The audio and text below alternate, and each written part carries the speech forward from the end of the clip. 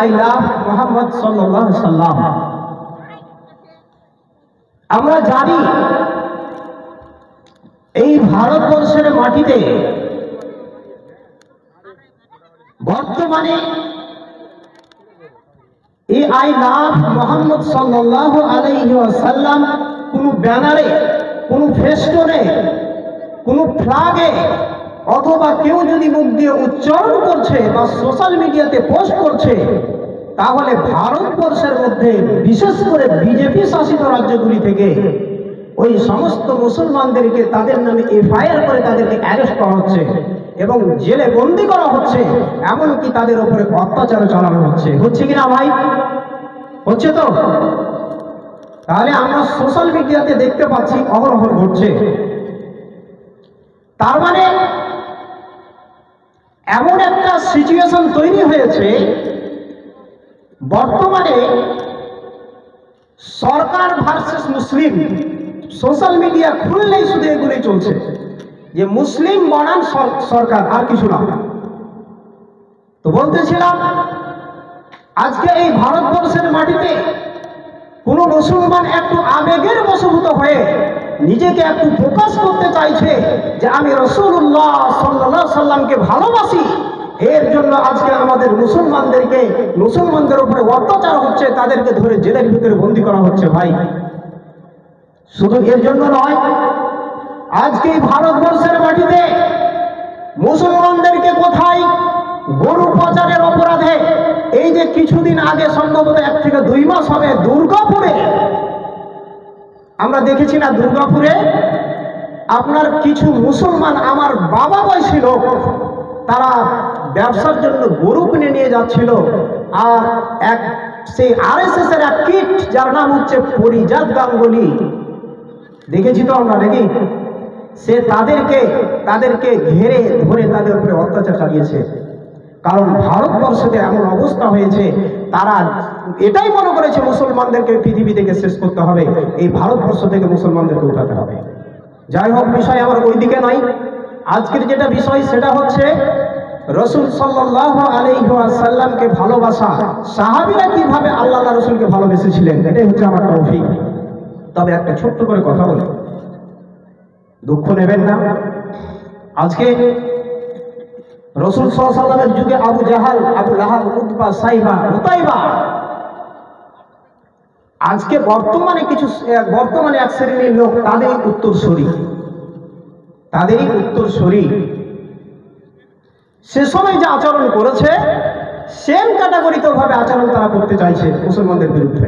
আপনি দেখেন বন্ধুরে, আবার সালে হুদাইবিয়া বিশ্বনবী মক্কা থেকে মদিনায় হিজরত করে গেলেন। যাওয়ার পরে 6ষ্ঠ বছর সালে হুদাইবিয়া নামক একটা সন্ধি চুক্তি হলো, পত্র লেখা হবে। পত্রতে কি লেখা হচ্ছে? পত্রতে লেখা হচ্ছে কি যে আগামী 10 বছরের জন্য কোনো যুদ্ধ হবে না, যুদ্ধ বিগ্রহ বন্ধ থাকবে। দ্বিতীয় নম্বরে যেটা লেখা হচ্ছে, যদি মক্কা থেকে কোনো কুরাইশ বংশের লোক যদি তারা মদিনায় চলে যায় তাহলে তাদেরকে ফিরিয়ে দিতে হবে। মুহাম্মদ, তুমি তাদেরকে ফিরিয়ে দেবে, কিন্তু মদিনা থেকে তোমার কোনো লোক যদি মক্কাতে চলে আসে তাহলে আমরা তাদেরকে ফিরিয়ে দেব না। দেখেন বৈষম্যমূলক আচরণ। নিয়মটা কি ছিল? এরা যাবে, এরাকে ফিরিয়ে দেবেন, আপনাদের লোক যদি চলে আসে তাদেরকে ফিরিয়ে দেওয়া হবে। কিন্তু না, আজকে দেখতে পান না বর্তমান সরকার কি করেছে? আফগানিস্তান, পাকিস্তান, বাংলাদেশ থেকে আগত যত মুসলিম ছাড়া যারা আসবে তাদেরকে সিএ এর মাধ্যমে নাগরিকত্ব দেওয়া হবে, অনলি ফর মুসলিম। এই মুসলিমকে বাদ দিয়ে আপনাকে দেখাচ্ছি আমি উত্তরসূরিটা দেখুন। তাহলে মুসলিমকে বাদ দিয়ে বাকিদেরকে কি করা হবে? এই ভারতবর্ষের নাগরিক হিসাবে তাদেরকে নাগরিকত্ব দেওয়া হবে, কিন্তু মুসলিমকে নয়। যাই হোক, সময় পেলে শেষে আপনাকে দেখাবো যে ভারতবর্ষের মাটিতে আজকে মুসলিমদের অবস্থা কেন, মুসলিমকে মারছে কেন। আজকে মূল যেটা বিষয় আমি সেদিকে যাচ্ছি, যে এই ভারতবর্ষের মাটিতে কোন মুসলমান একটু আবেগের বশভূত হয়ে মুহাম্মদ সাল্লাল্লাহু আলাইহি সাল্লামকে ভালোবেসে এই কথা বললে তাকে জেলে ভরে দেওয়া হচ্ছে। বন্ধুরে আমার, তবে আপনাকে একটা কথা বলি, আজকে রাসূল সাল্লাল্লাহু আলাইহি ওয়াসাল্লামের মহব্বত কি শুধু ব্যানারের মাধ্যমে প্রকাশিত হবে? রাসূলের মহব্বত কি ফেস্টুনের মাধ্যমে প্রকাশিত হবে?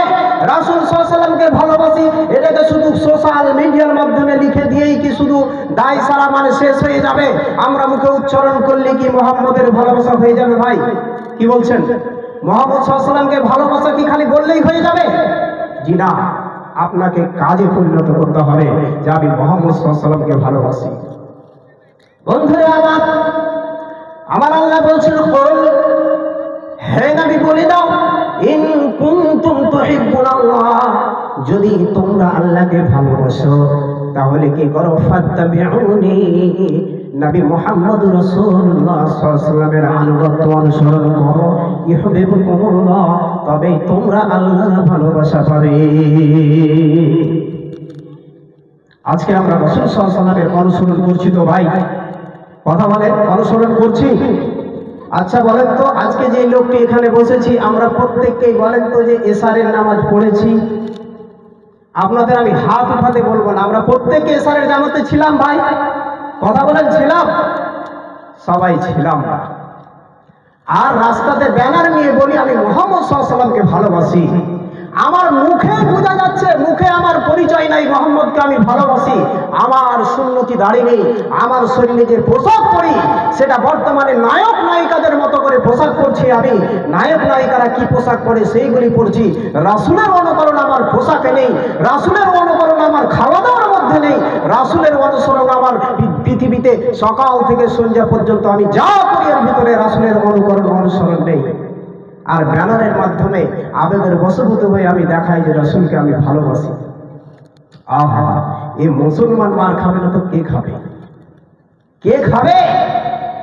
ফাত্তাবিউনি, রাসূল সাল্লাল্লাহু আলাইহি ওয়াসাল্লামকে অনুসরণ করতে হবে। কেমন করে? আপনাকে একটা উদাহরণ দিই। আজকে আপনি গোবিন্দপুরের মাটিতে জালসা শুনতে এসেছেন, রাত 1টার সময় জালসা শেষ হয়েছে, আপনি বাড়ি যাচ্ছেন, আপনার কাছে টর্চ নেই, আপনার এক ভাইয়ের কাছে টর্চ আছে, আপনারা 2-4 জন পিছনে যাচ্ছেন, ওই ভাই টর্চ মারছে আর বলছে আমার পিছনে তোমরা এসো, আমি টর্চ দেখাচ্ছি, আমাকে অনুসরণ করে তোমরা এসো। এটাই হচ্ছে অনুসরণ। রাসূল সাল্লাল্লাহু আলাইহি ওয়াসাল্লাম যেটা বলে দিয়েছেন আপনাকে, রাসূল সাল্লাল্লাহু আলাইহি ওয়াসাল্লামের সেই নির্দেশিত পথ, রাসূল সাল্লাল্লাহু আলাইহি ওয়াসাল্লাম যা বলে দিয়েছেন, আল্লাহ যা বলে দিয়েছেন সেটা আপনাকে অনুসরণ করে চলতে হবে। বন্ধুরা আমার, রাসূল সাল্লাল্লাহু আলাইহি ওয়াসাল্লামের সাহাবীরা এভাবে মৌখিকভাবে আল্লাহ রাসূল সাল্লাল্লাহু আলাইহি ওয়াসাল্লামকে ভালোবাসা দেখাননি, তিনাদের ভালোবাসা ছিল প্র্যাকটিক্যাল, বাস্তবে ভালোবাসা দেখিয়েছেন, বাস্তবে রূপায়িত করেছেন তাদের আমলে, তাদের কর্মে আল্লাহ রাসূল সাল্লাল্লাহু আলাইহি ওয়াসাল্লামকে যে ভালোবেসেছেন সেটা প্রস্ফুটিত হয়েছে। আপনি দেখুন বন্ধুরা আমার, আল্লাহ রাসূল সাল্লাল্লাহু আলাইহি ওয়াসাল্লাম এই পৃথিবীতে যত নবী রাসূল এসেছেন প্রত্যেক নবী রাসূলকে নিজের স্বদেশ ছেড়ে অন্য দেশে হিজরত করতে হয়েছে। আমাদের নবী মুহাম্মদ রাসূলুল্লাহ সাল্লাল্লাহু আলাইহি ওয়াসাল্লাম কিন্তু আলাদা নন, তাদের মধ্যে তিনিও একজন। তিনাকে হিজরত করতে হয়েছে। তো হিজরত যে তিনি করবেন, একদিন কাফের মুশরিকের দলেরা 12 কিংবা 13টা গোত্রর একজন করে এসে নবী মুহাম্মদ রাসূলুল্লাহ সাল্লাল্লাহু আলাইহি ওয়াসাল্লামের বাড়িটাকে বেষ্টন করে রেখেছে, ঘিরে রেখেছে। উদ্দেশ্য কি? মুহাম্মদ যখনই বাড়ি থেকে বের হবে তখনই আমরা তাকে হত্যা করে দেব, এই পৃথিবী থেকে তাকে বিদায় করে দেব। এইরকম চিন্তা ভাবনা নিয়ে তারা রাসূল সাল্লাল্লাহু আলাইহি ওয়াসাল্লামের বাড়িটাকে ঘিরে রেখেছে।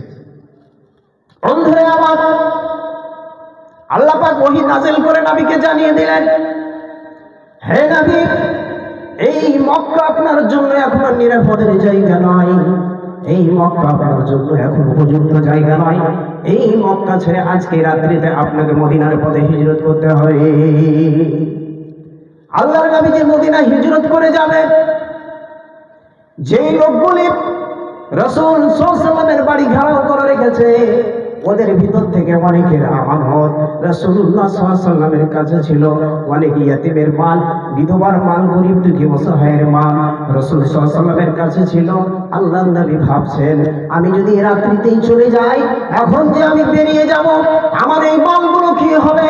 সকাল যখন হবে ওরা বলা বলি করবে মুহাম্মদ মালগুলো নিয়ে থেকে গিয়েছে, তাকে আমরা যে মালগুলো রাখতে দিয়েছিলাম সেই মালগুলি আমাদেরকে ফিরিয়ে না দিয়ে রাতারাতি এসে ভেঙে গিয়েছে। আল্লাহর নবী হযরতে আলীকে ডাকলেন, আলীকে ডেকে বলছেন, আলী রে, তুমি আমার বিছানাতে শুয়ে যাও,